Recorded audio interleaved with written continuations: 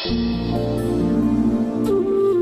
ರಾಮ್ ಮನಸ್ಸಲ್ಲಿ ಏನಿದೆಯೋ, ಏನು ಯೋಚನೆ ಮಾಡ್ತಿದ್ದಾನೋ ಒಂದು ಅರ್ಥ ಆಗ್ತಿಲ್ಲ. ಆದರೆ ನನ್ನ ಮನಸ್ಸಲ್ಲಿ ಸ್ಪಷ್ಟವಾಗಿರೋದು ಒಂದೇ, ಈ ಮನೆಗೆ ಲೀಲಾನೇ ಬೆಳಕಾಗಬೇಕು. ಆದ್ರೆ ಅವಳು ಒಪ್ತಾ ಇಲ್ಲ. ದೇವ್ರೇ, ನೀನೇ ಇದಕ್ಕೊಂದು ದಾರಿ ತೋರಿಸ್ಬೇಕು. ಅಜ್ಜಿ, ಲೀಲಾ ಬಾ ಬಾ ಕೂತ್ಕೋ ಬಾ. ಅಯ್ಯೋ ಅಜ್ಜಿ, ನಂಗೆ ಕುತ್ಕೊಳ್ಳೋಕ್ಕೆಲ್ಲ ಟೈಮ್ ಇಲ್ಲ. ನನ್ನ ಹತ್ರ ಟೈಮ್ ಇರೋದೇ ತುಂಬಾ ಕಮ್ಮಿ. ಅಷ್ಟರಲ್ಲಿ ನಾನು ಅನ್ಕೊಂಡಿದ್ದೆಲ್ಲ ಮಾಡ್ಬೇಕು. ಯಾಕೆ ಕಮ್ಮಿ ಟೈಮು ಅಂತಿದ್ಯಾ? ಏನು ಮತ್ತೆ ನೀನು ತವ್ರಿಗೆ ಹೋಗ್ಬೇಕು ಅನ್ಕೊಂಡಿದ್ಯಾ? ಹಾಗೇನಾದ್ರೂ ಇದ್ರೆ ನಾನು ಬದುಕಿರೋವರೆಗೂ ನೀನನ್ನು ಎಲ್ಲಿಗೂ ಹೋಗಕ್ ಬಿಡಲ್ಲ. ಹಾಗೂ ನನ್ನ ಮಾತು ಮೀರಿ ಹೋಗೋದೇ ಆದ್ರೆ ನಾನು ಇದೇ ಮನೆ ಗೋಡೆಗೆ ನನ್ನ ತಲೆ ಚಚ್ಕೊಂಡು ಅದೇ ಜಾಗದಲ್ಲಿ. ಅಯ್ಯೋ ಅಜ್ಜಿ, ಸ್ವಲ್ಪ ಹೊತ್ತು ಸುಮ್ಮನೆ ಇರ್ತೀರಾ? ನಾನು ಹೇಳೋವರೆಗೂ ಕೇಳಿ. ಆಮೇಲೆ ನಿಮ್ಮ ಬ್ಲ್ಯಾಕ್ ಅಂಡ್ ವೈಟ್ ಸಿನಿಮಾ ಸೀನ್ನ ಮಾಡಿ ತೋರ್ಸಿದ್ರಾಯ್ತು. ಏನು ಹೇಳು? ಅಜ್ಜಿ, ನಾನು ಲವ್ ಮಾಡೋಣ ಅಂತ ಅನ್ಕೊಂಡಿದ್ದೀನಿ. ಅದಕ್ಕೆ ನಂಗೆ ನಿಮ್ಮ ಸಪೋರ್ಟ್ ಬೇಕು. ಬೇಡ ಮಹಿಳ, ಬೇಡ. ನಿನ್ನ ಬಾಯಿಂದ ಇಂಥ ಮಾತು ಕೇಳೋಕ್ಕಾಗಲ್ಲ ಕಣೆ ನನಗೆ. ಅಜ್ಜಿ ಪ್ಲೀಸ್, ಪೂರ್ತಿಯಾಗಿ ನನ್ನ ಮಾತು ಕೇಳಿ. ನೀವು ನನ್ನ ಮಾತು ಕೇಳಿಲ್ಲ ಅಂದ್ರೆ ಇದೇ ಕಂಬಕ್ಕೆ ನಾನು ತಲೆ ಹೊಡ್ಕೊಂಡು ಇಲ್ಲೇ ಸತ್ತೋಗ್ಬಿಡ್ತೀನಿ. ಪ್ಲೀಸ್ ಸ್ವಲ್ಪ ಪೇಷನ್ಸ್ ಇಂದ ನನ್ನ ಮಾತು ಕೇಳ್ತೀರಾ? ಸರಿ, ಬೇಗ ಹೇಳು. ನಾನು ಲವ್ ಮಾಡಬೇಕು ಅಂತ ಇದ್ದೀನಿ, ಆದ್ರೆ ಬೇರೆ ಯಾರನ್ನೂ ಅಲ್ಲ, ನಿಮ್ಮ ಮಗ ರಾಮ್ನ.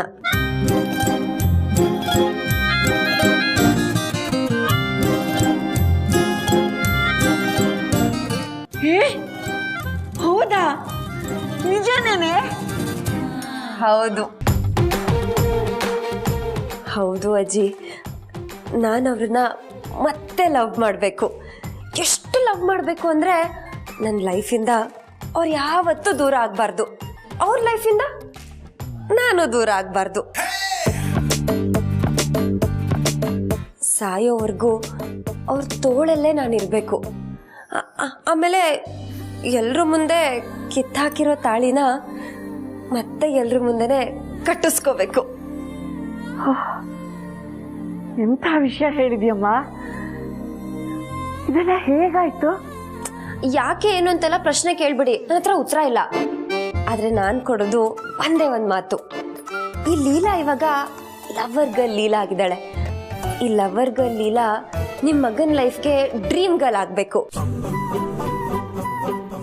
ಅವ್ರ ಪ್ರೀತಿಗೆ ಈ ಮನೆಗೆ ಯಜಮಾನಿ ಆಗಬೇಕು. ಅಫಿಷಿಯಲ್ ಆಗಿ ನಿಮ್ಮ ಮುದ್ದಿನ ಸೊಸೆ ಆಗಬೇಕು. ಇಷ್ಟೆಲ್ಲ ಆಗಬೇಕು ಅಂದ್ರೆ ನಂಗೆ ನಿಮ್ಮ ಸಪೋರ್ಟ್ ಬೇಕು. Granted. Advance wishes and congratulations. ನನಗೆ ತಗೊಂಡಿರೋ ನಿರ್ಧಾರ ಯಾವುದೇ ಕಾರಣಕ್ಕೂ ಬದಲಾಗಲ್ಲ. ಆಶೀರ್ವಾದ ಮಾಡಿ. ಪ್ರೀತಿಗೆ ಸಾವಿಲ್ಲ, ಪ್ರೇಮಿಗೆ ಸೋಲಿಲ್ಲ. ಗೆದ್ದು ಬಾ ಮುದ್ದು ಸೊಸೆ, ಗೆದ್ದು ಬಾ. ಥ್ಯಾಂಕ್ ಯು ಅಜ್ಜಿ. ನೋಡ್ತಾ ಇರಿ, ಇನ್ ಶುರು ಈ ಲೀಲನಾಟ. ಅಲ್ಲ ಅಲ್ಲ ಅಲ್ಲ, ಲವರ್ ಗರ್ಲ್ ಲೀಲನಾಟ.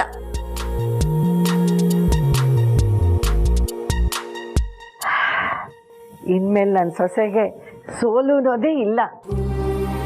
ನಿನಗೆ ಕೋಟಿ ಕೋಟಿ ಕೋಟಿ ನಮಸ್ಕಾರ.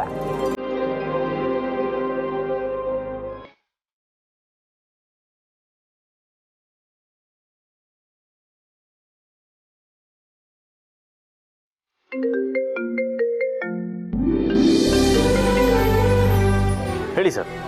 ಸರ್, ನಿಮ್ಮ ಹತ್ರ ಒಂದು ನಿಮಿಷ ಮಾತಾಡಬೇಕಾಗಿತ್ತು. ಬಿಡುವಾಗಿದ್ದೀರಲ್ಲ? ಬಿಡುವಾಗಿಲ್ಲ ಅಂದರೆ ಒಂದು ಸ್ವಲ್ಪ ಬಿಡು ಮಾಡ್ಕೊಳ್ಳಿ, ಯಾಕಂದರೆ ಅಂಥ ವಿಷಯ ಇದು. ಏನು ಸರ್, ನೀವು ಫೋನ್ ಮಾಡಿಬಿಟ್ಟು ಮಾತಾಡ್ಬೋದಾ ಅಂತ ಕೇಳಬೇಕಾ? ಎನಿ ಟೈಮ್ ಯಾವಾಗ ಬೇಕಾದರೂ ಫೋನ್ ಮಾಡ್ಬೋದು. ಅಲ್ಲ ಸರ್, ನಿಮಗೆ ಮುಖ್ಯವಾದ ಕೆಲಸಗಳಿರ್ತವೆ, ಜವಾಬ್ದಾರಿಗಳಿರ್ತವೆ, ಅದಕ್ಕೆ ಬಿಡುವಾಗಿದ್ದೀರಾ ಅಂತ ಕೇಳಿದೆ ಅಷ್ಟೇ. ಸರ್, ನನ್ನ ಜವಾಬ್ದಾರಿ ಬೇರೆ ಕೆಲಸಗಳು ಎಲ್ಲ 2 ಸೆಕೆಂಡು ಸೈಲೆಂಟಾಗಿರುತ್ತೆ. ನೀವು ಮಾತಾಡಿ. ಸರ್, ಅದು ದೇವಸ್ಥಾನಕ್ಕೆ ಬಂದಿದ್ದೆ, ಎಲ್ಲರ ಹೆಸರಲ್ಲೂ ಅರ್ಚನೆ ಮಾಡೋಣ ಅಂತ ಅನ್ನಿಸ್ತು. ನಿಮ್ಮ ಹೆಸರು ಅರ್ಚಕರಿಗೆ ಹೇಳಿದೆ. ಅವರು ನಿಮ್ಮ ಗೋತ್ರ ನಕ್ಷತ್ರ ಎಲ್ಲ ತಿಳ್ಕೊಂಡ್ಮೇಲೆ ಒಂದು ವಿಷಯ ಹೇಳಿದ್ರು.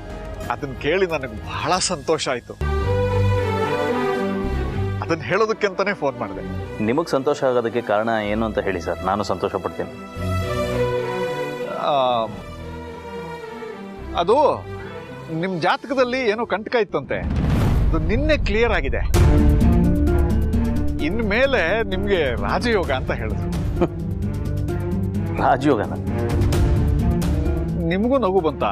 ಅಲ್ಲಲ್ಲ, ಸಾರಿ, ನಾನು ಆ್ಯಕ್ಚುಲಿ ಆಡ್ಕೋತಾ ಇಲ್ಲ. ಇರ್ಲಿ ಸರ್, ಅರ್ಚಕರು ಮೊದಲು ಈ ವಿಷಯ ಹೇಳಿದಾಗ ನನಗೂ ನಗು ಬಂತು. ಅವರು ಮೊದಲಿಂದನೂ ರಾಜಯೋಗದಲ್ಲೇ ಇರೋರು, ಅವ್ರಿಗೆ ನೀವು ರಾಜಯೋಗ ಅಂತ ಹೇಳ್ತಿರಲ್ಲ ಅಂತ.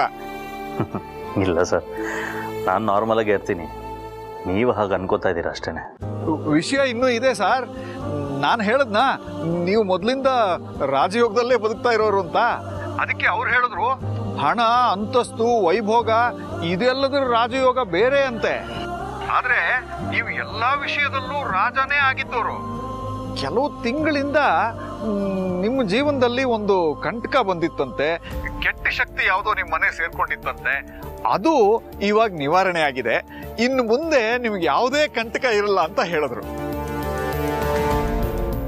ಇದನ್ನ ನೀವು ಎಷ್ಟು ನಂಬ್ತಿರೋ ಬಿಡ್ತಿರೋ ಗೊತ್ತಿಲ್ಲ, ಆದ್ರೆ ಅವ್ರು ಹೇಳಿದ್ದನ್ನ ನಿಮಗೆ ಹೇಳಬೇಕು ಅಂತ ಅನ್ನಿಸ್ತು, ಹೇಳಿದ್ದೀನಿ. Thank you very much sir. Actually ನೀವು ಖುಷಿಯಾಗಿದ್ದರೆ ನಮ್ಮ ಲೈಫು ಖುಷಿಯಾಗಿರುತ್ತೆ. ಮನಸ್ಸು ಶುದ್ಧವಾಗಿ ಪ್ಯೂರ್ ಆಗಿದ್ದರೆ ನಮ್ಮ ಲೈಫು ಶುದ್ಧವಾಗೇ ಇರುತ್ತೆ, ಯಾವ ಪ್ರಾಬ್ಲಮ್ಮು ಬರಲ್ಲ ಸರ್. ಇದನ್ನು ನಂಬಿರೋ ನಾನು. ಬಟ್ ನೀವೇ ನೀವು ದೇವಸ್ಥಾನದಲ್ಲಿ ಪೂಜೆ ಮಾಡಿಸಿದ್ದಕ್ಕೆ, ಇದನ್ನು ಫೋನ್ ಮಾಡಿ ಶೇರ್ ಮಾಡ್ಕೊಂಡಿದ್ದಕ್ಕೆ thank you very much. Okay sir, ಹುಷಾರು, ಇಡ್ತೀನಿ. ಸರಿ ಸರ್.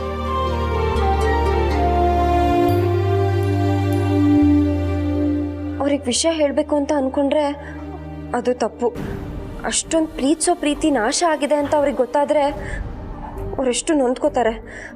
ಅವ್ರಿಗೇನಾದರೂ ಹೆಚ್ಚು ಕಮ್ಮಿ ಆದರೆ ಬೇಡ ಬೇಡ ಬೇಡ, ನಾನು ಇದನ್ನು ಸಮಯ ನೋಡಿಕೊಂಡೇ ಹೇಳಬೇಕು. ಇವಾಗಲೇ ಹೇಳಿದ್ರೆ ಸರಿ ಇರಲ್ಲ. ಅಲ್ಲಿಲ್ಲ ಎಲ್ಲ ಹೇಳೋದಿತ್ತಾ? ಏಯ್, ಏನು ನೋಡ್ತಿದ್ಯಾ? ನಿಮ್ಮನ್ನೇ ನೋಡ್ತಾ ಇದ್ದೀನಿ. ನನ್ನನ್ನು ಯಾಕೆ? ಪ್ರಪಂಚದಲ್ಲಿ ಅದ್ಭುತಗಳನ್ನ ನೋಡ್ತಾ ನಿಂತಿದ್ರೆ ಯಾಕೆ ನೋಡ್ತಿದ್ಯಾ ಅಂತ ಯಾರಾದ್ರೂ ಕೇಳ್ತಾರ? ಕೇಳಿದ್ರೆ ಏನು ಆನ್ಸರ್ ಬರುತ್ತೆ ಅಂತ ಎಲ್ಲರಿಗೂ ಗೊತ್ತಿರುತ್ತೆ. ಏನು ಆನ್ಸರ್ ಬರುತ್ತೆ? ಅದ್ಭುತ, ಇದೊಂದು ಅದ್ಭುತ ಅಂತ.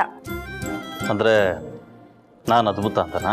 ಇವಾಗ ಅದ್ಭುತ ಅಂತ ಅನಿಸ್ತಿದೆ, ಆದರೆ ಇನ್ನು ಸ್ವಲ್ಪ ದಿನ ಆಗಲಿ, ಅವಾಗ ಅತ್ಯದ್ಭುತ, ಅಮೋಘ, ಅವರ್ಣನೀಯ ಅಂತೆಲ್ಲ ಅನಿಸುತ್ತೆ.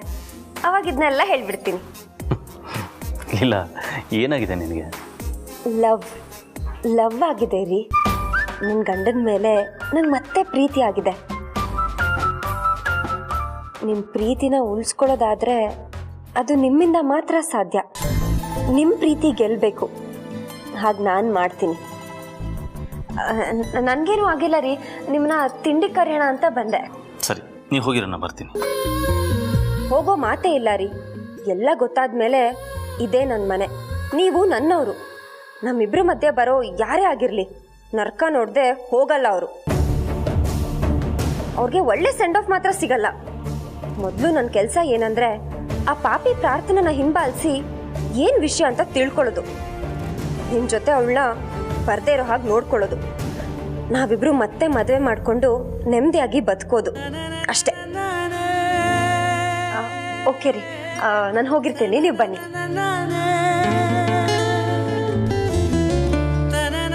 ಚಿಕ್ಕ ಮಗು ಬುದ್ಧಿ, ಯಾವಾಗಲೂ ಕೇಳಿದ್ರೆ ಇನ್ಯಾವಾಗಲೂ ಉತ್ತರ ಕೊಡ್ತಾಳೆ.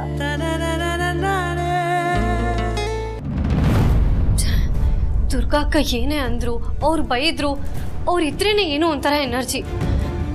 ಅವ್ರ ಮನೇಲೂ ಇಲ್ಲ, ಕಾಲ್ಗೂ ಸಿಗ್ತಾ ಇಲ್ಲ. ಅವ್ರ ಮನೆಗೆ ಬಂದಿದ ತಕ್ಷಣ ಹೇಗಾದರೂ ಮಾಡಿ ಅವ್ರನ್ನ ಕನ್ವಿನ್ಸ್ ಮಾಡಿ ಲೀಲಾನ ಫಸ್ಟ್ ಮನೆಯಿಂದ ಆಚೆ ಓಡಿಸೋದಕ್ಕೆ ಏನಾದರೂ ಪ್ಲಾನ್ ಮಾಡಬೇಕು. ಆ ಲೀಲಾನು ಇಲ್ಲೇ ಮೊಳೆ ಹೊಡ್ಕೊಂಡು ಕುತ್ಕೊಂಡಿದ್ದಾಳೆ. ಅದರಿಂದ ಅಂತರ ಅತ್ತೆಗೆ ಪಾಪ ಎಷ್ಟು ನೋವು ಸಂಕಟ ಆಗ್ತಾ ಇದೆ. ದುರ್ಗಾ ಅಕ್ಕಂಗೆ ಇನ್ನೊಂದ್ಸತಿ ಕಾಲ್ ಮಾಡ್ತೀನಿ.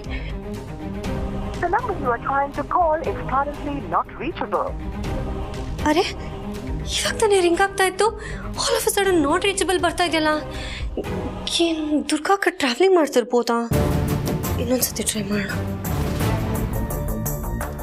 ಛೇ, ಈಗಲೂ ನಾಟ್ ರೀಚಬಲ್ ಬರ್ತಾ ಇದೆಯಲ್ಲ, ಎಲ್ಲೋಗಿರ್ಬೋದು ದುರ್ಗಾ ಅಕ್ಕ? ಸರು, ಯಾರಕ್ಕೆ ಕಾಲ್ ಮಾಡ್ಕೊಂಡು ಇಷ್ಟೊಂದು ಟೆನ್ಷನ್ ಆಗಿದೆಯಾ? ಮನೇಲಿ ಎಲ್ಲರೂ ಆರಾಮಾಗಿದ್ದಾರೆ ತಾನೆ? ಅಯ್ಯೋ, ನಮ್ಮ ಮನೆಯಲ್ಲಿ ಏನತ್ತೆ, ಎಲ್ಲರೂ ಆರಾಮಾಗೇ ಇದ್ದಾರೆ. ಈ ಮನೆದೇ ಸಮಸ್ಯೆ. ಏನಾಯ್ತಮ್ಮ? ಏನಾದರೂ ಪ್ರಾಬ್ಲಮ್ಮಾ? ಏನಿಲ್ಲ ಅತ್ತೆ, ದುರ್ಗಾ ಅಕ್ಕ ಕೆಲ್ಸದ ಮೇಲೆ ಹೊರಗೆ ಹೋಗಿದ್ರಲ್ಲ, ಯಾರಿಗೂ ಕಾಲೇ ಮಾಡಿಲ್ಲ. ಏಜೆಗೆ ಮಾತ್ರ ಮೆಸೇಜ್ ಮಾಡಿದ್ರಂತೆ. ಯಾರಾದ್ರೂ ಇಷ್ಟೊಂದು ಬ್ಯುಸಿ ಇರ್ತಾರಾ? ದುರ್ಗಾ ಅಕ್ಕ ಎಷ್ಟೇ ಬ್ಯುಸಿ ಇದ್ರು, ಯಾವುದೇ ಮೀಟಿಂಗಲ್ಲಿದ್ರು, ಏಜೆ ಕಾಲ್ ಬಂದಿದ ತಕ್ಷಣ ಅರ್ಧಕ್ಕೆ ಬಿಟ್ಟು ಬಂದು ಮಾತಾಡ್ತಾ ಇದ್ರು. ಅಂಥದ್ರಲ್ಲಿ ಏಜೆನೇ ಕಾಲ್ ಮಾಡಿದ್ರು ಅವ್ರಿಗೆ ಮೆಸೇಜಲ್ಲಿ ರಿಪ್ಲೈ ಮಾಡ್ತಿದಾರಂತೆ. ಅದಕ್ಕೆ ಯಾಕೋ ಏನೋ ಸರಿ ಇಲ್ಲ ಅಂತ ಅನ್ನಿಸ್ತಾ ಇದೆ.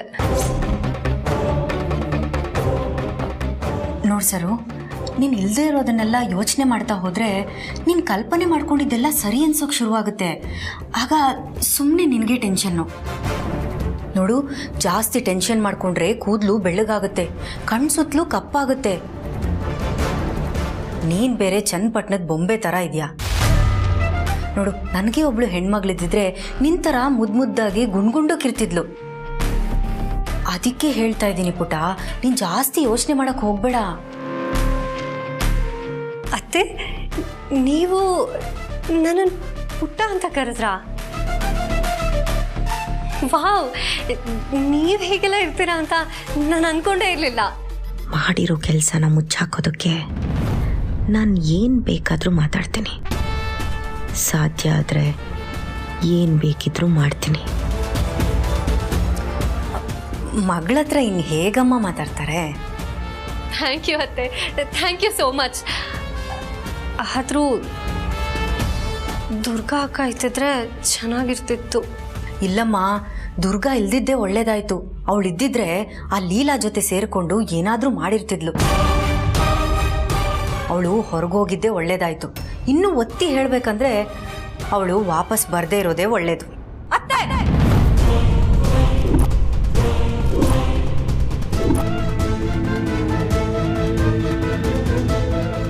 ನಿಮ್ಮ ಮಾತನ್ನ ವಾಪಸ್ ತಗೊಳ್ಳಿ. ಇನ್ನೊಂದ್ಸಲ ದುರ್ಗಾ ಅಕ್ಕನ ಬಗ್ಗೆ ಹೀಗೆಲ್ಲ ಮಾತಾಡಬೇಡಿ. ಅವ್ರಿಗೆ ಏನಾದ್ರೂ ಅನ್ಲಿ, ಹೇಗ್ ಬೇಕಾದ್ರೂ ಇರ್ಲಿ.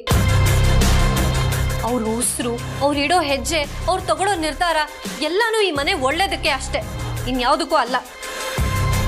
ಹೌದು, ಅವ್ರು ಸ್ವಲ್ಪ ಓವರ್ ಸ್ಟ್ರಿಕ್ಟ್ ಆಗಿರ್ಬೋದು, ಆದ್ರೆ ಆ ಶಿಸ್ತು ಕೂಡ ನಮ್ಮನ್ ತಿದ್ದೋದಕ್ಕೆ ಹೊರತು ಈ ಮನೆ ಮುರಿಯೋದಕ್ಕಲ್ಲ. ಅದವ್ರು ಮಾಡೋದೂ ಇಲ್ಲ. ಯಾಕಂದ್ರೆ ಇವರು ನಮ್ ಏಜೆ ತರ. ಅವ್ರು ಹೇಗಿದಾರೋ ಇವರು ಹಾಗೆ ಇದ್ದಾರೆ, ಹಾಗೆ ನಡ್ಕೋತಾರೆ ಕೂಡ. ಅದು ಹಾಗಲ್ಲ. ನನ್ನ ಮಾತಿನ್ನು ಮುಗ್ದಿಲ್ಲ ಅತ್ತೆ. ಕೆಲವೊಂದ್ಸಲ ನಾವು ಕಷ್ಟದಲ್ಲಿದ್ದಾಗ ಅವರು ಕಟುವಾಗಿ ನಡ್ಕೊಂಡಿರ್ಬೋದು, ಹಾಗಂತ ಅವ್ರನ್ನ ವಿಲನ್ ತರ ನೋಡೋದಕ್ಕಾಗತ್ತ? ಸಾಧ್ಯನೇ ಇಲ್ಲ. ಎಷ್ಟೇ ಆದ್ರೂ ಅವರು ನನ್ನ ಅಕ್ಕ. ನಾನು ಮಾತಾಡಿದ್ದು ನಿಮ್ಗೆ ರೂಡ್ ಅಂತ ಅನ್ಸಿದ್ರೆ ಐ ಆಮ್ ರಿಯಲಿ ಸಾರಿ. ಇರೋದನ್ನೇ ನಾನು ಹೇಳಿರೋದು, ಇಲ್ದೇ ಇರೋದನ್ನ ನಾನು ಹೇಳಿಲ್ಲ. ಓಹೋಹೋ, ಈ ಮನೆ ಗುಬ್ಬಿ ಮರಿನೇ ಇಷ್ಟೊಂದೆಲ್ಲ ಕಿರ್ಚಾಡ್ ಹೋಗ್ತಿದೆ. ಈ ನಿಮ್ಮ ಮನೆ ಡೈನೋಸಾರ್ಗಳ ಕೈಯಲ್ಲಿ ಸಿಕ್ಕಾಕೊಂಡ್ರೆ ಮುಗೀತು ನನ್ನ ಕತೆ.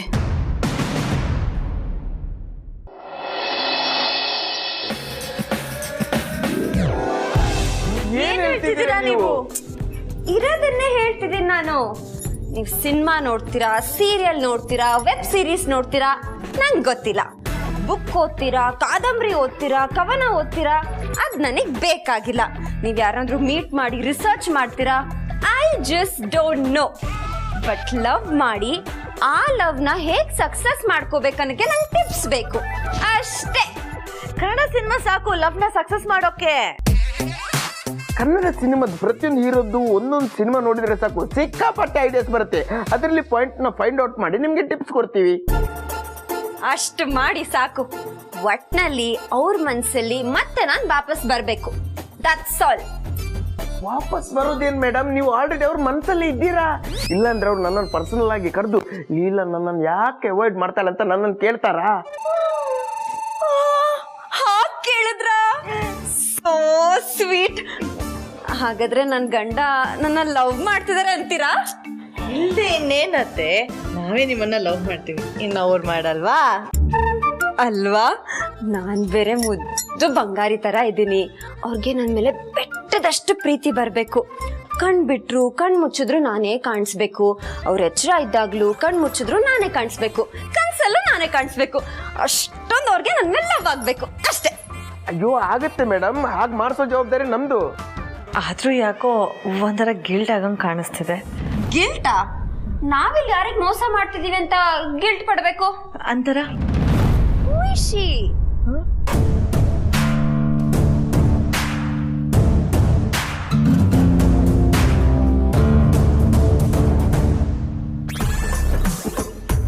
ನೀವಿಬ್ರು ಶಾಕ್ ಆಗ್ಬೇಡಿ. ನಿಮ್ಮಿಬ್ರಿಗೂ ನನ್ ಮೇಲೆ ನಂಬಿಕೆ ಅನ್ನೋದಿದ್ರೆ ನೀವಿಬ್ರು ನನ್ಗೆ ಸಪೋರ್ಟ್ ಮಾಡಿ. ಇಲ್ಲಪ್ಪ, ಲೀಲಾ ಏನೋ ತಪ್ಪು ಮಾಡ್ತಿದ್ದಾಳೆ ಅಂತ ನಿಮ್ ಮನ್ಸಿಗೆ ಅನ್ಸಿದ್ರೆ ಇವಾಗ್ಲೇ ಹೇಳ್ಬಿಡಿ. ಅಯ್ಯೋ, ಯಾರು ತಪ್ಪು ಮಾಡಿದ್ರು ನೀವು ತಪ್ಪು ಮಾಡಕ್ ಚಾನ್ಸೇ ಇಲ್ಲ ಮೇಡಮ್. ನಿಜ ವಿಶ್ವರು, ಅದೆಂತೆಂಥ ಸಿಚುವೇಶನ್ ಅಲ್ಲೂ ನೀವು ನಡ್ಕೊಂಡಿರೋ ರೀತಿ ನಿಮ್ ವ್ಯಕ್ತಿತ್ವ ಏನು ಅಂತ ಹೇಳುತ್ತೆ. ಮೇಡಮ್, ನೀವು ಯಾವುದೇ ಡಿಸಿಷನ್ ತಗೊಂಡ್ರು ನ್ಯಾಯ ನೀತಿ ಧರ್ಮದಲ್ಲೇ ತಗೊಂಡಿರ್ತೀರ. ಸೊ ನೀವು ಏನೇ ಮಾಡಿದ್ರು ನಿಮ್ ಜೊತೆ ನಾವಿರ್ತೀವಿ. ಹೌದು ಅತ್ತೆ, ಯಾಕೆ ಏನು ಅಂತ ಒಂದು ಮಾತು ಕೇಳಲ್ಲ. ಥ್ಯಾಂಕ್ ಯು ಗೈಸ್, ಬಾಯ್. ರೀ, ಏನು ಅಂದ್ರೆ ಮೇಡಮ್, ಲೀಲಾ ಮೇಡಮ್ ಎಷ್ಟು ದೊಡ್ಡ ನಿರ್ಧಾರ ತಗೊಂಡಿದ್ದಾರೆ ಅಂದ್ರೆ ಅದಕ್ಕೆ ಯಾವ್ದಾದ್ರು ಬಲವತ್ ಕಾರಣನೇ ಇರುತ್ತೆ. ಇವ್ರು ಹೀಗೆಲ್ಲ ಮಾತಾಡ್ತಿದ್ದಾರೆ ಅಂತಂದ್ರೆ ಈ ಮನೆಗೆ ಒಂದು ಹೊಸ ಬೆಳಕು ಬರುತ್ತೆ ಅಂತ ಅರ್ಥ. ಆಯ್ತು, ಬನ್ನಿ ಇವಾಗ ರಿಸರ್ಚ್ ಮಾಡೋಣ, ಅತ್ತೆ ಹೆಲ್ಪ್ ಆಗುತ್ತೆ. Come come come. ಅಭಿಗೆ ಇನ್ನೂ ಹತ್ರ ಆಗಬೇಕು ಅಂದರೆ ಬೇರೆ ಯಾವುದಾದ್ರೂ ದಾರಿ ಹುಡುಕೊಳ್ಳೇಬೇಕು. ಬರೀ ಹೊರಗಡೆ ಹೋದರೆ ಜೊತೆಲಿ ಕೂತ್ ಮಾತಾಡಿದ್ರೆ ಸಾಕಾಗಲ್ಲ. ನಾನು ಈ ಮನೆಗೆ ಬಂದಿರೋ ಉದ್ದೇಶ ಈಡೇರಬೇಕು ಅಂದರೆ ನನ್ನ ಕೆಲಸ ಸ್ಪೀಡಾಗಿ ಆಗಲೇಬೇಕು. ಏನು ಮಾಡಲಿ? ಅತ್ತೆ ಅತ್ತೆ, ಯಾಕೆ ಸರು, ಯಾಕೆ ಹಿಂಗೆ ಓಡ್ ಬರ್ತಿದ್ಯಾ? ಏನಾಯ್ತು? ಹೇಳ್ತೀನಿ. ಈಚೆಗೆ ಹಸುವಾಗ್ತಿದ್ಯಂತೆ, ನೀವು ಹೋಗಿ ಅವ್ರಿಗೆ ಊಟ ಬಡಿಸಿ. ನಾನೇನು ಅವ್ನ ಮನೆ ಕೆಲಸದವಳ? ಹಸು ಅಂದಾಗೆಲ್ಲ ಅವ್ನ ಮುಂದೆ ತಟ್ಟೆ ಹಿಡ್ಕೊಂಡು ನಿಂತ್ಕೊಳಕ್ಕೆ. ಅತ್ತೆ, ಏನಿನ್ನು ಇಲ್ಲೇ ನಿಂತಿದ್ದೀರಾ? ಬೇಗ ಹೋಗಿ. ಗಂಡನ್ಗೆ ಹಸುವಾದಾಗ ಬಿಸಿ ಬಿಸಿಯಾಗಿ ಅವ್ರಿಗೆ ಇಷ್ಟವಾಗಿರೋ ಅಡ್ಗೆನ ಬಡಿಸಿದ್ರೆ ಅವ್ರಿಗೆ ತುಂಬಾ ಖುಷಿ ಆಗತ್ತೆ. ಹೆಂಡತಿಗಿನ್ನೂ ಹತ್ರ ಆಗ್ತಾರೆ. ಇದೆಲ್ಲ ನಾನು ನಿಮಗೆ ಹೇಳ್ಕೊಡ್ಬೇಕಾ? ಓ, ಮ್ಯಾಟ್ರು ಈ ಥರ ಎಲ್ಲ ಇದೆಯಾ? ತತ್ ನನ್ನ ಬುದ್ಧಿಗೆ ಇದೆಲ್ಲ ಹೊಳೆಯೋದೇ ಇಲ್ವಲ್ಲ. ಇವಳಿರೋದಕ್ಕೆ ನಾಯಿ ಥರ ಓಡ್ ಬಂದು ಎಲ್ಲ ಹೇಳ್ತಾಳೆ. Good, very good. ಹೌದೇನಮ್ಮ, ನಿಜವಾಗ್ಲೂ ನೀನು ಹೇಳಿದ್ಮೇಲೆ ನನಗೆ ನೆನಪಾಯ್ತು. ಅದಕ್ಕೆ ಹೇಳ್ತಾ ಇದ್ದೀನಿ, ಬೇಗ ಹೋಗಿ ಈಚೆಗೆ ಊಟ ಬಡಿಸಿ ಅವ್ರ ಪಕ್ಕದಲ್ಲೇ ಕೂತ್ಕೊಂಡು ಅವ್ರಿಗೆ ಏನು ಬೇಕು ಬೇಡ ಎಲ್ಲ ವಿಚಾರಿಸಿ. ಅವಾಗ ನಿಮ್ಮ ಬಾಂಡಿಂಗು ಸ್ಟ್ರಾಂಗ್ ಆಗತ್ತೆ. ಹೋಗಿ. ಹಾಂ ಸರು, ಈಗಲೇ ಹೋಗ್ತೀನಿ. Thank you.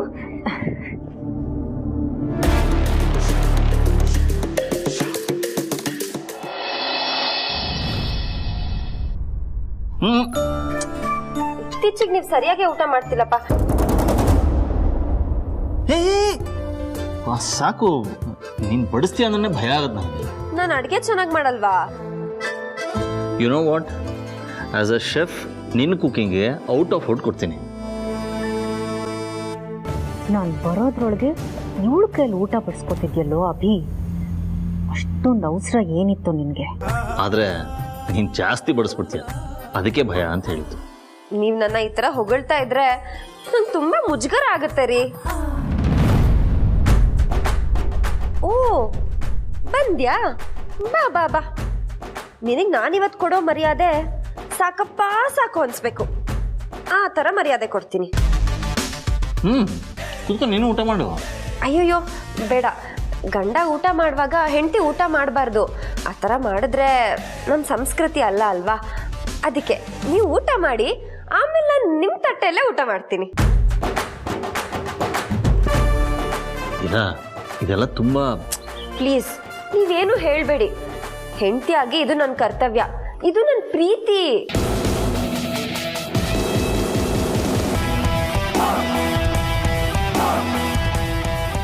ಇಲ್ಲ ಹಾ ಹೇಳ್ರಿ. ರೀ ಅಂತೆ ರೀ. ಥತ್, ಈ ಸೀನ್ ನೋಡೋಕ್ಕೆ ಅಲ್ಲಿಂದ ಇಲ್ಲಿಗೆ ಬರಬೇಕಿತ್ತ? ಅಂತರಲ್ಲಿ ಕಾಣಿಸ್ತಾ ಇಲ್ಲ.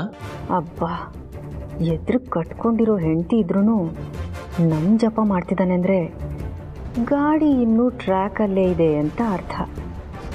ಮೊದಲು ಅವ್ನು ಮುಂದೆ ಹೋಗಬೇಕು. ಅಭಿ ಕರ್ದ್ಯಾ? ಹಾಂ ಅಂತರ, ಬಾ ಕೂತ್ಕೋ, ಊಟ ಮಾಡು. ಅಯ್ಯೋ ಅಕ್ಕಂದಾಗ್ಲೇ ಊಟ ಆಯ್ತು.